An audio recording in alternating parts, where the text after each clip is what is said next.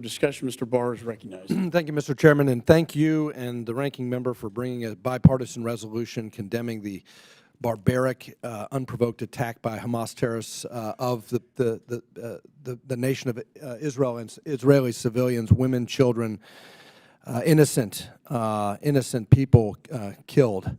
I also respect my colleagues on the other side of the aisle who want to have a thoughtful conversation about this, and I agree words matter, but the moral clarity of the language is something that I agree with. I agree with the moral clarity. I believe that it should be the sense of Congress that the policy of the United States is to prevent Iran from obtaining a nuclear weapon by all means necessary, because it's an existential issue for the United States, Israel, and our other allies, and for peace in the world. And peace requires deterrence and strength and moral clarity.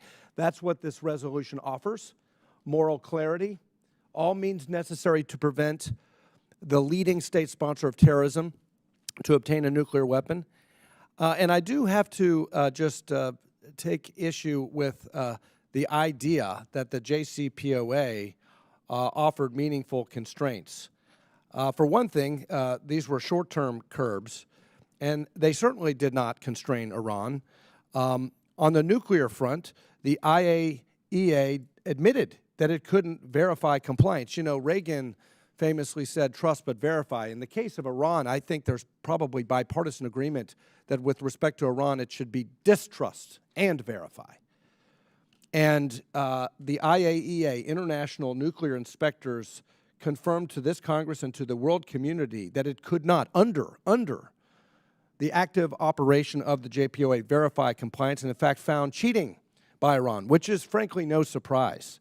So that is not a meaningful constraint, in my view, on the nuclear side. And then, of course, on the non-nuclear side, what did the JCPOA accomplish? Increased military spending by the mullahs in Tehran by over 50%, an acceleration of their ballistic missile program, an empowering and emboldening of Iran's regional aggression. This was not a success, and that's why the previous administration withdrew from the deal. And what I fear about the current administration's policy prior to the invasion of Israel by Hamas terrorists was a situation where the administration was chasing a renewal of this bad deal. Again, weakness invites aggression. And I just would say, in the spirit of the bipartisan nature of this agreement, I hope we've learned our lesson.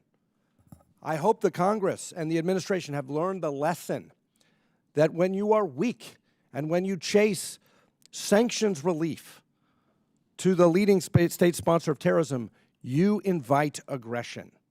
And I say that with respect to my colleagues. We do have a difference of opinion about how we achieve the goal that we all share of preventing a nuclear Iran. But this is dangerous when we are weak with the sponsors of this heinous attack on the innocent civilians in Israel. And with that, I'll yield back. And I appreciate all of my colleagues for supporting this resolution.